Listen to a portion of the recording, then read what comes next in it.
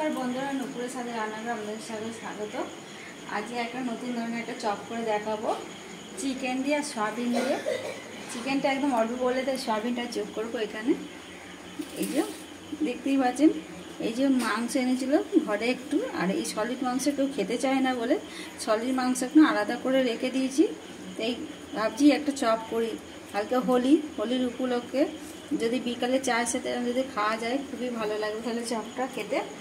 তা আমি এই কটা একটুখানি মিক্সচার করে নেবো। আমি আগে সয়াবিনটা দিয়ে দিচ্ছি এতে।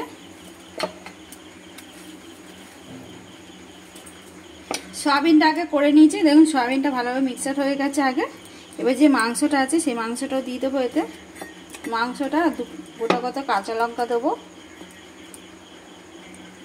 আমি এখানে 4-5টা কাঁচা লঙ্কা নিয়েছি তাই দিয়ে দিচ্ছি। আর এখানে আমি একটু পেস্ট নিয়ে নেব, আদা রসুনের পেস্ট নিয়েছি সেটা দিয়ে দিচ্ছি 1 চামচের মতো।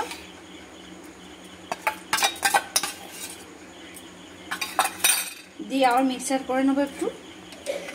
আর সোয়াবিনটা, চিকেনটা আর কাঁচা লঙ্কাটা একসাথে মিক্সড করে নিয়েছি, আর যেটা একটা পেস্ট দিয়েছিলাম সব সময় একসাথে পেস্ট হয়ে গেছে ভালোভাবে। এবার কিছু উপকরণ এতে মিশিয়ে দেবো।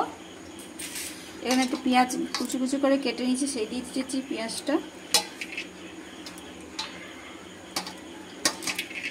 অনেকে তো সয়াবিন খেতেই চায় না, সয়াবিনটা যদি এরকমভাবে করে খাওয়াই তো বুঝতেই পারবে না যে সয়াবিন দেওয়া আছে। আর দিয়ে দিচ্ছি গাজর কুচি, গাজরটাও আমি গ্রেট করে নিচ্ছি এখানে। আর দিয়ে দিচ্ছি ধনে পাতা একটু, ধনে পাতাটা দিয়ে দিয়েছি। আর একটু রসুন কুচি দিয়ে দিচ্ছি অল্প করে। আর এখানে আমি আলু আগে থেকে গ্রেট করে ভালো করে ধুয়ে রেখে দিয়েছি সেটা দিয়ে দিচ্ছি।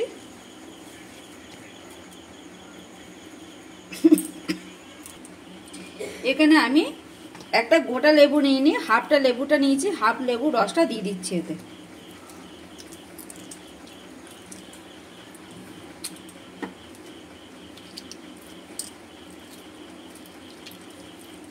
এই লেবুটা দিচ্ছি, এখানে চিকেনটা আছে, চিকেনের যে কাঁচা গন্ধটা সেটা আর ছাড়বে না, তাই লেবু রসটা দিয়ে দিচ্ছি এখানে। লেবু রসটা দিয়ে দিচ্ছি। এখানে একটু চিকেন মশলা নিয়ে নিয়েছি সেটা দিয়ে দিচ্ছি সানরাইসের। চিকেন মশলাটা আমি সবটাই দিয়ে দেবো এতে।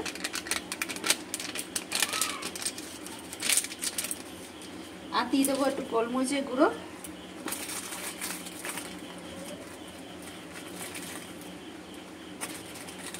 এখানে 2 চামচের মতন গোলমরিচের গুঁড়ো নিয়ে নিয়েছি। আন্দাজ মতন একটুখানি গরম মশলা গুঁড়ো দিয়ে দিচ্ছি। আর দিয়ে দেবো সামান্য অল্প করে নুন। নুনটা আন্দাজ মতনই দিতে হবে। নুনটা দিয়ে দিচ্ছি এখানে। এবার একটুখানি হাত দিয়ে মাখিয়ে নিচ্ছি।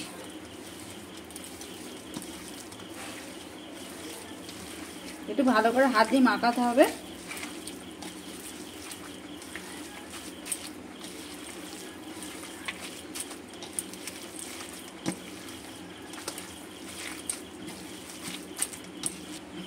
আর দেবো এখানে কর্নফ্লাওয়ার নিয়েছি আমি 1 চামচের মতন 2 চামচ দিচ্ছি আন্দাজ মতন এখন। তারপর একটু মাখিয়ে নিয়ে আবার একটু দেখবো কতটা হচ্ছে, এটা চিট মতন তাহলেই দেবো। আগে একটুখানি মাখিয়ে নিচ্ছি।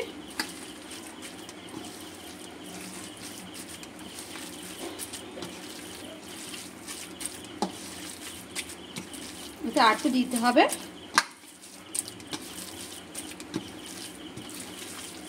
দেখতেই পাচ্ছেন মাখাটা কতটা একটু টাইট হয়ে এসেছে, তার মানে আর একটু দিতে হবে, একটু নরম আছে, আর একটু দেবো একটু। আর লাগবে না, হয়ে যাবে এতে। মানে খুব টাইট করব না।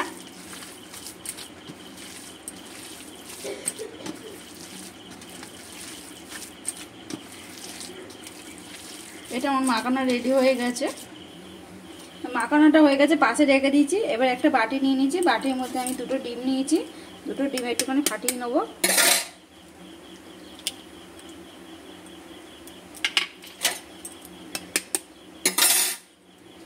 এখানে 2টো ডিম নিয়ে নিয়েছি। আবার এর মধ্যে একটুখানি গোলমরিচের গুঁড়ো দিয়ে দিচ্ছি।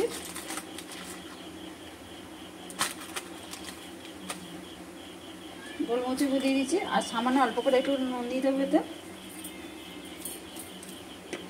আর দেবো 8 চামচের মতন একটু কর্নফ্লাওয়ার দিয়ে এবার ভালো করে ফেটিয়ে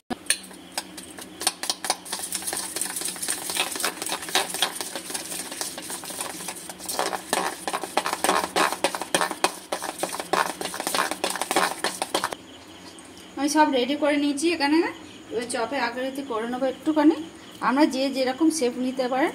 আমি একটু চ্যাপটা চ্যাপটা করেই করছি জিনিসটা, একটু পাতলা পাতলা করে করতে হবে জিনিসটা। এই একটা করে নিয়েছি, নিয়ে এই বিস্কুটের গুঁড়োর মধ্যে দিচ্ছি একটা,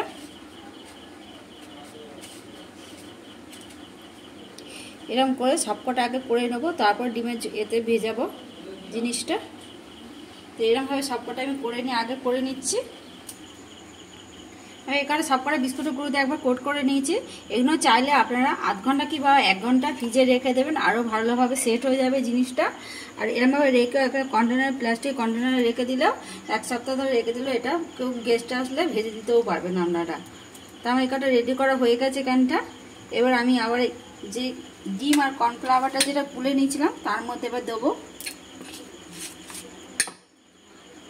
এই একটা করে চোবাচ্ছি এর মধ্যে দিয়ে, আবার যে বিস্কুটের গুঁড়োটা আছে তার মধ্যে আরেকবার কোট করে নেব।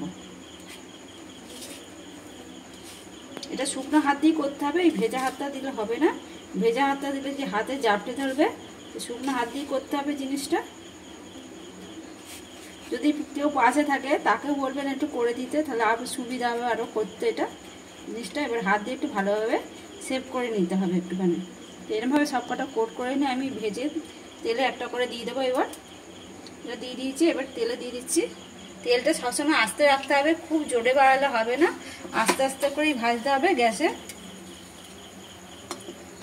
আমার তেলের গ্যাসটা একদম আস্তেই আছে, খুব জোরে নেই। তো আমি হালকা আগে গরম করে রেখে দিয়েছিলাম, খুব গরম হয়ে গেছিলো বলে গ্যাসটা একদম আস্তে করে দিয়েছিলাম ওই জন্য। তা আবার একটু সামান্য একটু জোর বাড়ি দিয়েছি, দেখতেই পাচ্ছেন একদম আস্তে করা আছে। আস্তে আস্তে করলে যে ভেতরে যে এটা ভালোভাবে শক্ত হয়ে যাবে, আর ভেতরটা ভালোভাবে পুরটাও নরম হয়ে যাবে, আর খেতেও ভালো হবে জিনিসটা যত আস্তে আস্তে করে হবে ভেতরের জিনিসটা। তো এরকমভাবে সবকটা করে নিয়ে আপনাদের দেখাচ্ছি ভেজে।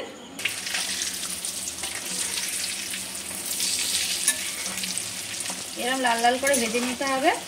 দেখতেই পাচ্ছেন আমার 1 পিঠ করে লাল লাল ভাজা হয়ে গেছে। তা ওই পিঠটা আবার উল্টে দিলাম, একটু লাল লাল করে ভাজা গেলে তুলে একটু সাজিয়ে দেখাচ্ছি আপনাদের।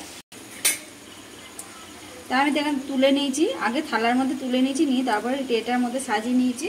আর এখানে টমেটো এই কাঁচুন দিয়ে দিচ্ছি, আপনারা চাইলে টমেটো সস বা ধনেপাতার চাটনি ওই দিয়েও খেতে পারেন।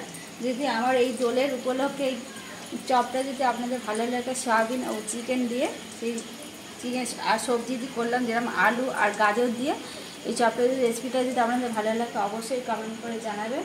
আর ভালো লাগলে লাইক শেয়ার করে দেবেন। আর এরকম নতুন নতুন রেসিপি পেতে আমাদেরকে সাবস্ক্রাইব করে পাশে আর বেল আইকনটি প্রেস করে দেবেন। আবার নতুন রেসিপি নিয়ে পরে দেখতে দেখেন।